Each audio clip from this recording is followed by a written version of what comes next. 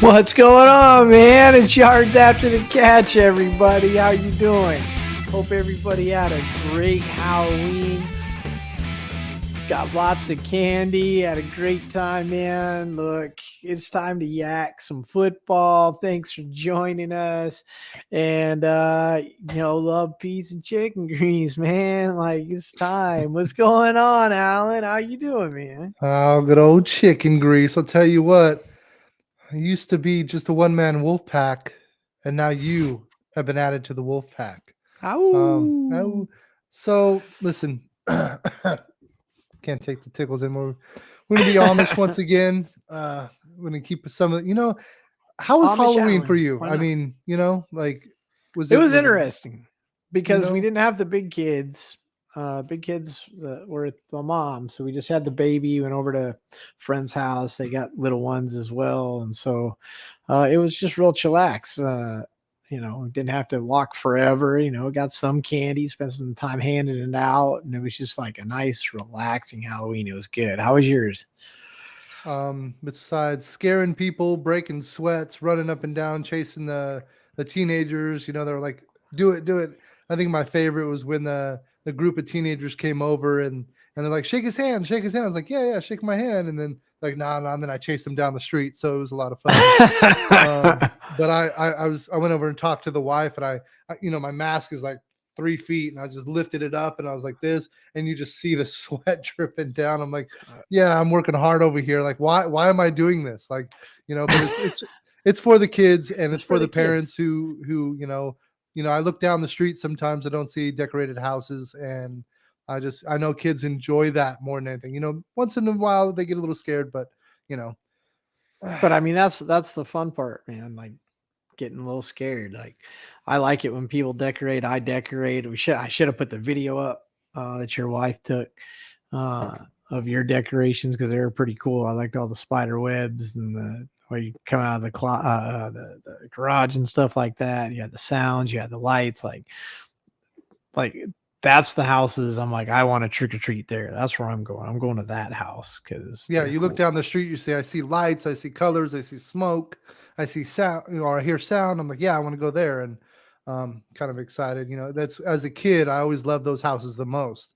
I mean, thank you for your light being on and me knocking, saying trick or treat. Thanks for the candy, but the decorations is the fun and Yeah. most exciting part. And you know what? The kids came back this year and they said, we love coming to your house every year. You guys always go all out.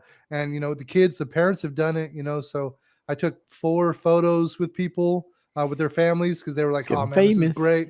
So, it just every year I want to go a little bit bigger. I can't go all out, like that guy with the skeleton hand going up on the roof and everything. He's got it made, but It's a every year a matter of little bit by time. little. Yeah, just It's little by slow. little. It's baby steps. Yeah, just a You'll couple hundred get bucks there. every year, and then we'll go from there. But I mean, you're good. Starting to get a reputation, like you said. You get a yeah, reputation as that house. Oh, we got to go buy that house. You remember that house last year? Things like that. No, I thought it looked really good though, man. You did a I good think job. next year I'm going to be having, because Aurora hands out the candy, and I scare and act and stuff like that. But I think I'm also going to have the adult section over by me, where I say, hey, the adults, would you like an adult beverage? And have little shot glasses and We stuff. had a And lady giving out Jello shots. She did a big old, refrigerator full of Jello shots. She had a cooler out there, and so adults got to trick or treat a little bit too. I mean, you got to be careful with that because yeah, the under 21s and stuff. But it I mean, would have it to. was pretty cool. How like you have to be 21, and if you look at, you know, I would Yeah. say you have to have, a kid, and you have to at least look 25, 30. Like Right. if you're borderline, If like there's just get if out. I can't tell, then you're probably not getting one, I man. mean, but they're probably also not going to tell if they were like Well, 20. no. But I Yeah. mean, I don't know. It'll be all fun. But I tell you what, I'm so excited because I saw the trades this week, and I don't. One of them helped me, and 2 of them kind of hurt my teams a little bit. So I'll take what I can get, I guess. Well, what do you mean? Like, how? What? Explain that. Um, I think the Jeff Wilson one helped going to Miami. Mhm. Um, It's good to see him get a chance because I mean he was doing good, and He was doing, you yeah. know he had to be like, CMC shows up and he's like, ah, crap. Yeah, Like, CMC showed up and he showed out with a passing, rushing, and the triple receiving crown touchdown. hasn't been done since like early 2000, I think. Only four guys 2005, have ever done it in the LaDainian modern era. Tomlinson. Yeah, Yeah, insane, I, insane, I, good stuff. when I said I should take McCaffrey first instead of Jonathan Taylor, I didn't think it was going to get this bad. I knew he would have some down weeks, but this I mean, is you bad. didn't know how long CMC was going to be in there, but I'll tell you what, yeah, everybody that grabbed him and held on and saw that trade last week. As soon as he got traded to San Francisco, everybody's like, all right, now it's game time. Now it was a good pick. And Garoppolo's stock went up because of it too. Oh yeah, I had him everywhere already. Thank God. I grabbed all the Garoppolo I could when he got thrown into the role. And I was playing my brother in one of my leagues, and he has CMC and he also has Ayuk. So when CMC threw to Ayuk, I'm like, are you kidding me right now? Like 2 touchdowns with 1 shot. I was like, you dirty dog. Still beat him though. So in your face, but in your face, brother. Well, look, I had a league. I had one league where I had Hurts and Brown. I actually had Kamara in that league. I also had a league where I went against Hurts and Waddle, I think it was. Tua actually outscoring Hurts, which is kind of crazy. Tua going big since he's been back these last couple of weeks. And now he's got Jeff Wilson too. I mean, shoot. I mean, next year's draft season, I'm wondering how late or early I'm going QB. Because sometimes it's important, sometimes it's not. I'm thinking you can wait a little bit, but the landscape changes. So, as the league changes and the rules change and stuff, quarterbacks didn't used to be nearly as important as they were 5 years ago. And now they're even more important now. But I mean, you can still stream them because I don't think anybody had Tua in a top spot. We don't know he's going to finish in a top spot yet. Obviously, no one's drafting Garoppolo and things like that. So, that's the thing about the quarterback position is the streamability because of the nature of the game. But you're right. I mean, they are very important. They definitely put up the points every week. Those are the kind of the backbone of your team. And, ask Derek Carr owners how they're feeling about the quarterback position this week or, this Tuesday. Probably not too happy. We talked about Derek Carr a lot last year and how it was just like, we didn't like his points because he was in overtime 3, 4, 5. Well, yeah, he played an extra game and a half. Yeah. Yeah. And, this year I said, he's going to step it up. He's got the playmakers now. And I had Davante Adams in my lineup for 1.2 points. Appreciate that. Thanks, that was bud. a bonus. And I'll tell you what, Raiders might be going for a quarterback this year coming up. I'm telling you, like Derek Carr's not getting it done. Like he's not carrying the team like he should as a veteran should. Well, the thing is, like Adams, you're not going to sit Adams. Once I your studs. Adams is doing well. I mean, Adams is doing well. He's not putting up Green Bay numbers because he doesn't have Aaron Rodgers anymore. Derek Carr's not Aaron Rodgers, and you see what happens. Devontae's doesn't play well. He was sick. He wasn't 100%. And he goes out there and tries to play. He can't. And, Derek Carr comes out with 6 points too. So, chain effect dominoes and stuff, man. But you said some of the trades like helped you out a little bit. The Jeff Wilson one helped me a little bit. And I think the Hawkinson might have hurt me because I have Jefferson. I don't know if it's going to be a lot, but I think it's going to be noticeable. Well, the thing is, like, Cousin doesn't throw to his tight end a lot, but he didn't have Hawkinson before. So does he start throwing to his tight end a little more now that he has Hawkinson? So I definitely understand the concern. The concern is not, the next couple of weeks. That's not my issue. Like I'm set for the next couple of weeks. My problem is Hawkinson's going to be up to speed by playoff time, and Jefferson was my first pick. So that's my problem with it. And that's where I think it's going to hurt me the most is when it's like, oh, it's playoffs. Hawkinson gets another 40 burger and Jefferson's going to sit on the bench. I hope it doesn't happen. Jefferson's, a first rounder no matter what. But yeah. it's just one of those things like, why couldn't you just use your backup and feed Jefferson more? I don't know. And Thielen more, and Cook more. I promise you, if you want to trade Jefferson, I'll bet you get some buyers. Yeah. Oh yeah, never thought of that. Yeah, no. Yeah. No. Like nobody's gonna pay for it, and nobody's smart. People might pay for Jefferson. I'd pay for Jefferson. I don't know. Yeah, I'd pay for Jefferson. I don't think his numbers are going to go down though. I really don't. I don't think Hawkins is going to. Yeah, I think they might eat into Thielen's numbers. I think they might eat into other people's numbers. I don't think they're going to eat into Jefferson's numbers. Would you trade Dak Prescott and Jefferson for Josh Allen? It would depend on what the rest of my team looks like, right, man? I mean, like I see a lot of people, they're looking to trade Kamara because they've still got Josh Jacobs and Derrick Henry or things like that. Put them in your flex and just keep it. I mean, that's probably what I would do, but you can still get value. So like if you're hurting at wide receiver, you can get yourself a good receiver doing that. So you got to look at your team and be like, okay, where am I hurting? What's my record?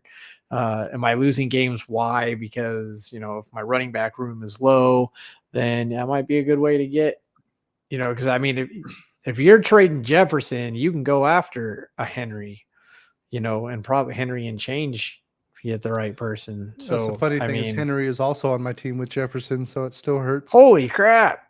That's a nice team, bro. You want to hear the team? I do now. I'm currently ranked 5th at 4-4. 5th. I have Justin you got Herbert, Henry and Jefferson. I have Derrick Henry, Dameon Pierce, Jefferson, Devontae Adams. I just traded for him. Keenan Allen, Zach Ertz. The Eagles defense just picked him up. Dak Prescott, Clyde Edwards-Helaire, Deonta Foreman, Brian Robinson, Michael Pittman, and speaking of Rashad Bateman, now on my out area, he's hurt me a lot this year. He's hurt a lot of people because he's been doing that thing that players do where you're like ready to get rid of them, and then they have a game. You're like, oh crap, maybe I should hang on to him. And then he throws another crap burger out there, and then you're like, I'll get rid. Oh no, there's another good score. Like, and he's got a soft matchup, and I'm gonna play, and then he gets a big fat 0 this week. Who's in 2 of my lineups. Look, those are the guys that you got to trade. Those are the ones you got to trade because people believe in the high numbers, and you just got to let it go. Because is it worth the risk of all the low numbers just to get the high number? Those are the ones you look at your roster and you're like, you know what? It's going to hurt, but I can still get some value out of him because people believe in him. And if he ends up, having big game every now and again, I wish I had that big game, but at least I don't have all the crappy games in between. So, yeah, you got to hit on the right weeks. If like you're playing an AJ Brown and Hurts and Waddle this week. Well, that's the thing. So like, you're not going to get rid of an AJ Brown because he's putting up the numbers. Waddle, he's had 1 or 2 bad weeks, but he's putting up numbers. Hill and stuff. There's no reason to trade those. Bateman's guys. Not, man. Bateman's not. I mean, you can put Bateman in the same class as like a Thielen or a Renfro or something like that. He's going to have a game. Way back. He's going to pop for you every once in a while. Even a Garrett Wilson. I love Garrett Wilson. I thought he was going to have a great season, but he, threw up some bad games. Finally had a good one. But you don't want. It wasn't enough to save me, but you don't want to Kyle Pitt yourself. And just sit there and hang on to Kyle Pitt for 5 weeks, waiting for him to show up. And then now you're all mad because he had a good game. No, I mean, it was one good game. I wouldn't have. I don't. I don't miss him. I miss one good game. I don't care. If you start stringing them together, I might miss him, but I'm not going to miss him for one. Did you win this week without him? In that league? No, I did not. Would you have won? I won like the first 2 games, and then no, because that's the league that we talk about. You always go up against the team. Oh, the top guy. Yeah. That's my league right there. It's not always the top guy, but it's always like the top 2, top 3 guys. And I mean, some of these games I probably should be winning, but I don't know. My draft, I don't think really came out well it would look good on paper, but now that the season is going and we see how people are actually performing, I think that's part of it too. Yeah, I had the same issue. I won 3 out of 5 leagues this week. 2 of the 3 I should have won, so I did. One of them I'm like, okay, yeah, I won. The other 2, of course, you're playing the higher score, whoopsie, somebody like, when you have somebody first rounder or something like that not showing up, it kind of hurts you a little bit. When Jonathan Taylor gets 4 or 6 points, whatever he got, depending on your league, that is unacceptable. You can't have that. So, and that was surprising that they got rid of Hines with the way Taylor's performing. I mean, I know when you look at it, when you look at it, you got to consider like, what did you get? Right. Because I mean, if it's worth what you got, I think I don't think the Colts are backup. Well, see, the thing is, I don't know if necessarily like the Colts are probably in a rebuilding mindset right now. So it's like, okay, what can I get? Yeah, we could use Hines. We could keep him, but then we're not going to get anything for him for next year, for the future. Mm-hmm. Who's desperate today? Yeah, so we trade off Hines. He's a good player. We get something for him, and maybe we pick up the next Hines. Because, I mean, Hines isn't going to the Pro Bowl or anything. He's not, top tier starter. He's good backup, though, and so he's not getting enough touches. So if we can get another good backup who might turn into a fantastic starter, because that's not Hines. Hines has had his chance. So Singletary on the Bills or Hines? Who do you think is going to take over? No, I think Hines still stays as a backup. And I think that's why they wanted him. They wanted a quality backup. They wanted, because you can't have Singletary in there every single snap. So when he's not in there, you want to have somebody that can, still get it done and do work. Great pass catcher. So, yeah, absolutely. That makes a lot of sense to me. But yeah, Singletary's still the lead back. Don't worry about that. Singletary's numbers aren't going down just because they got Hines. But Hines is going to be that third down back pass catching. So I feel like they're going to feed him on that third down when everybody else is going to be the check down every third down, which is probably going to be, I don't know what, 8 to 12, 13. I'm just saying that, like, I don't think the roles change. So, like, whatever they're doing. Well, yeah. So, I mean, whatever Singletary is doing now, Hines shouldn't eat into that because it's still the same role. Like, I mean, I agree with you. They're complementary backs. They're not running into each other based on what they're used for. So that being the case, it really shouldn't affect Singletary, in my opinion anyway. Okay. Well, I wouldn't worry. That's not one I would worry about. I think the Hockenson thing makes a little more sense than the Hines one as far as anxiety. Okay. The Broncos GM claims that Gordon is still a starting running back, even though Latavius Murray's there. And now Chase Edmonds from Miami is now on the Broncos as of today. What is going on with the Denver backfield? And I just ruined what's going on with Denver? Screw the backfield. The only thing they got going for them is their tight end. The one you pointed out. Yes, that's the only good thing. And you know what? I might just pick up Wilson just for the fun of it anywhere I can because he's got really soft matchups coming up. But there's too many running backs in that backfield to make any of them relevant. I think the big thing is like you got to send a message to Edmonds that he's going to have a shot to earn a spot, right? So like I'm not going to too. Well, that's what I mean. So you trade for a guy hoping that he's going to be he's going to step into the role and he's going to be the guy because he's done it before. Especially when you're talking about Latavius Murray, that everybody, has been waiting all last year. It's all you heard. Why won't they start Gordon? Why won't they give Gordon the start? Why is he still behind Javonte Williams? We started this year. Why is he still behind over and over and over? And there you go. Now you see it. Now you know why. So let's bring in Chase Edmonds. Let's add a little more competition to the backfield. Maybe these other two guys try a little bit harder, but I mean, I think we all know that they're not really the biggest issue in Denver right now. Well, no, but like, and thank God for Dulcich. Yeah. Gordon's great right where he's at. Then you bring in Latavius Murray, equal, if not a little bit better, but nothing crazy, not going to take over the backfield. Then you bring in Chase Edmonds, equal, roughly about the same, not going to take over the backfield. unless something amazing happens where like they open up a hole and they're like, oh, we'll go with the hot hand, and just he gets lucky a few weeks in a row. Those are three about the same running backs. They shouldn't be because they all have different aspects about them. I think Gordon could lead that. He's just getting old and tired. Latavius Murray also old, but a little bit bigger of a back. He's more of your goal line work, if you will, but he's also getting the touchdown. So you're bringing Chase Edmonds for what? He didn't show much in Miami. He was good over there in Arizona last year. So I'm not really sure what to do with this backfield. I own a piece of Edmonds and Murray, and it's kind of a bummer. Look, here's the fun part. If you're a Denver fan, what happens when Javonte Williams comes back? Everybody ain't staying, which is fine. I mean, you're not really mad to lose any of them. I would do except that. Javonte. Obviously, I would do an I formation. I'd have two running backs on both sides every single play. I don't care. One of them's blocking. One of them's going out. Remember when Denver used to be known for running backs? Like that's what they did. Yeah, like why? Like why are we not doing this more often with two running backs out there?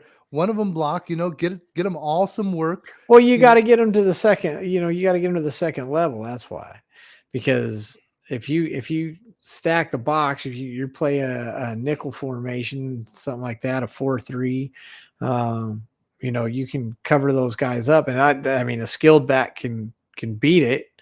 But if you scheme it right, then it becomes really difficult, even with two of them back there. It's not college. It's not, every player's an elite athlete, or right. It's not that way in all-star. Yeah. So, but that's what I'm saying. You need, but I hear what you're saying. I mean, I get you. Well, yeah, your shortage, your 3 and short, 4th and short situation when you go for it. No, I hear you. And I saw a couple teams do that this weekend. It's like, I mean, whenever you see it, it's like, why don't more teams do that? Why do they, why is it 3rd and long and you try to run the ball up the middle because it works one every 15 times, just go for the pass, so when you're 3rd and short and then you try and throw it 40 yards, or you run one back so that you can have extra blockers and stuff like that. It just, how's the guy supposed to run through that? It's just a pile of people. Unless that hole opens up, right? It's going to run into more people. My biggest issue is with running backs. And I've never played running back, never played football, so I don't know what it's like. But my biggest issue is knowing that the call is run it up the middle, we're going to give you a hole. And they get the handoff, and there is no hole, and they just run into the pile and either fall down or get tackled right there. They don't just like use the vision like, nope, and then skip over and cut out to left. But that's why you hear about guys like Chubb and Barry and Emmett and all those, a lot more of the classic guys. But even now, that's Barkley's doing it. Barkley automatic highlight reel, man. When you can see the field and make a decision on your own. Yeah, I get it. There's supposed to be a hole in front of you, but open your eyes and see there's a roadblock, and then choose a side. Well, that's. I mean, you always hear that bounces to the outside. Use your peripherals. That's what I want you to do, man. Like, that's all I want you to do. Why is that so hard? Where to go? You don't have to run straight, man. Color outside the lines, bro. Like, let's go. I don't want to get hit by a fucking 300-pound, 350-pound dude either, but don't also run into your 400-pound offensive lineman. Don't do that. I'm not saying Giselle's right, but she's got a point. That freaking 300-pound dude landing on top of you, he's got to pop. Hell. That's a completely different evening. I saw last week Tampa was playing and Brady got sacked. They're talking about Brady's trying to make a comeback. He almost did. But they got a sack, and the dude was like 300 plus pounds. It lands on top of him. I mean, just solidly lands on top of him. And that's the type of hit where the shot goes through you and in the ground, and it's not nearly as bad. But I'm just like, the commentators are like, they're kind of working in the divorce thing, and Brady, gets this guy land on top of him. So I turned my wife, they're commenting how he's like 45 years old and stuff. I'm like, that happens to me. I'm not getting back up. Like, I'm done. Yeah. Like, the shock is just gonna lay there. The shock isn't going into the ground. It's going into me, and it's gonna stop right there. Like, I'm gonna feel every bit of it. I don't care where the shot went. I'm just done. Like, I'm just gonna lay there. Someone's gonna have to carry me off the field. Like 300 pounds just landing on top of you. What is that? I'm just watching all these older quarterbacks getting hit every time. I'm like, oh, like is that their Is he shoulder? gonna Is get it up? out? Is it Yeah. like I just want one of them to get up. Like everything's fine. Like nope, just put it back down. It's crazy all the finger injuries and stuff now. But anyway, Yeah, my quarterback stinks. trade deadline. It's come, it's gone. I think we've seen the big things. Claypool, probably Claypool the was my biggest. last one. Claypool and Hawkinson are probably the two biggest stories, I think. Edmonds, maybe after that. Raekwon Smith, I didn't think it was a surprise because everybody knew he was getting traded. It was just a matter of where he went. I'm really surprised people are talking about Claypool as much as they are. I guess As maybe if he's just they're like the. Why? Yeah, I mean, Everybody needs to calm down about Claypool. What do Yeah. they throw? 12 times or 18 times the last 2 games each? Like he's been it's- wide it's receiver not- 3 literally the entire time he's been there. He hasn't He's moved going to up be wide the depth receiver chart. 4 now. Like it's not. Listen, the Bears do not throw enough to make Claypool relevant. All this No. does is maybe put up a little bit of a QB in Chicago. That's it. If you say so. Ohio State guy. You know They what? got the if you look at the consensus waiver wire picks, they got Justin Fields on there now. Justin Fields is on the consensus waiver. Go ahead, go out there and buy, get Justin Fields. Let's go. Yeah, Justin use your Fields fab on has about Justin as much. Fields. Yeah, he Got has about as much two value touchdowns. as Texas. No, he has about as much value as Texas in the top 25. No, stop it. Stop right now. Got 2 touchdowns this week, and so now he's like the hot. Get out. You He's don't yeah, have he got anybody else to what did he get, tell 30 you. points finally. Finally, but that's 2 more of years. his legs than anything. But I mean, come on, like. Hey, you know What are what? we doing? Listen, I get he's it. There's ready. nobody else out there. I understand. But look, hey, do you want Justin Fields? Or you want Marcus Mariota? Mariota. They're both doing the same thing. Yeah, you want Mariota because he's a top 8 quarterback or Because top 10. Well, he's at consistent. 8. Consistency. Yeah. Like I'll take Marcus 25s Mariota's across a the top board. 10 quarterback. I'll Justin take Fields 20 is 11. I mean, after this weekend, he's at 11 now. I'll give him that. But I mean, Yeah, well, I'll take 25s across the board before I'll take a 10 and a 42, 10 and a 38. That just, I rather. I mean, have just. Let's see here.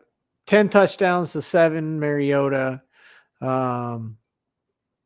But here's and this is really the deal. 424 rushing yards for Fields. 424. That's That's pretty good. That's saying something. Only Lamar Jackson has more.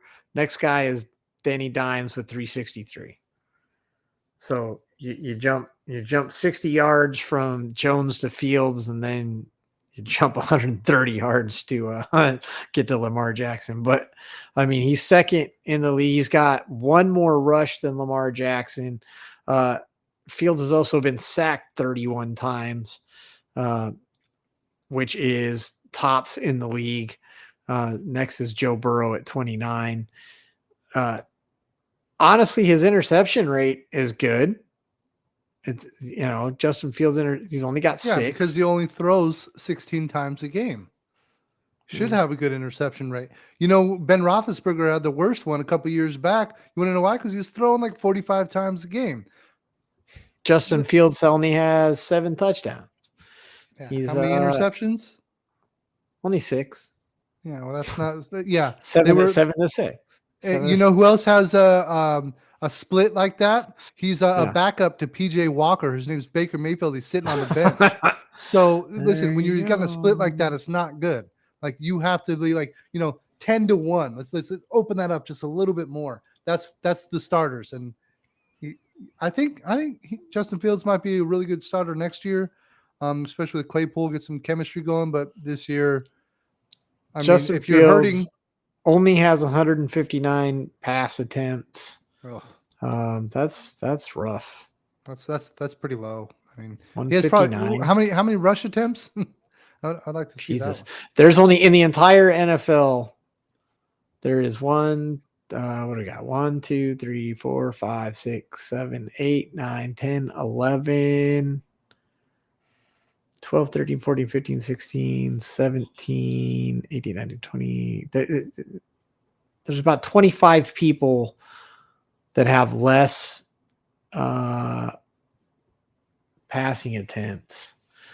But we're talking about that's factoring people like Trevor Siemian, who has 1, and Gardner Minshew, who has 2. I mean, there's only Sam like, Ellinger, who has when you get into like 100 attempts or more, because that's actually a pretty good metric right there. 100 attempts or more for the season. 1, 2, 3, 4, 5, 6, 7, 8. There's only 8 people below him. One of them's Jameis Winston. One of them's Mitch Trubisky. One of them's Baker Mayfield. One of them's all Joe of which Flacco. are not starting right now. One of them's Cooper Rush. So yeah, the only starters you got there are Zach Wilson, because he didn't play the whole time, and Mac Jones. Mac Jones is another one though Also who does didn't not throw a lot, right? I'm just saying, like, these coaches do not play to the strengths of their players. Like, I get. Well, I think Justin developing Fields might be the one where they are, right? Yeah, 'Cause Justin Fields, all they the- are. Everybody else, like, they're not playing to their strengths, and I can't stand it. You need to be running Justin Fields a little bit more, and if he wants to make that money, run him more, give him some pass plays that actually make something worth it. But Well, I mean, Yeah. and to like, they've definitely upped his run game this year. They've definitely let him off the leash a little bit. Now, at the beginning of the year, they were not, and they saw it wasn't working. So now they're finally letting him off the leash a little bit, which is good. And it's paying off. I mean, I still say worst record in the NFL, or at least bottom 3. I'm still sticking with that. Write that down. Still holding on to that. So let's talk about. So we talked about, Fields. I mean, I don't know how deep your league is. I mean, there's argument, I guess, to be made with all the rush yards and stuff for Fields. Like I said, I'd rather have Mariota. Mariota's only owned in 25% of the league. Fields a little bit less available at 34. Both of them are available. I'm probably still taking Mariota because of where he plays. Where Atlanta, plays with Carolina and New Orleans and Tampa, like they're going to be, Atlanta, they're going to be in games. Atlanta just lost Calvin Ridley though. Next, but let's go Jacksonville. Who? I mean, is there anybody that you are kind of eyeing up? Or, well, I mean, not necessarily you personally, but I'm eyeing Justin Fields for one of the leagues that is available. Let's talk waiver. Who are we looking at on the waiver wire? Rondale Moore. So last week, I picked up the backup to, sorry, the wife just texted me and said she can't find us online. I guess we're not live online. I was wondering why we're not like getting the stuff. Yeah, we have like no comments. Where's our comments, yeah. man? Are we live or maybe not? I mean, I don't know. Hold on. You know what? Let's do this. Boom.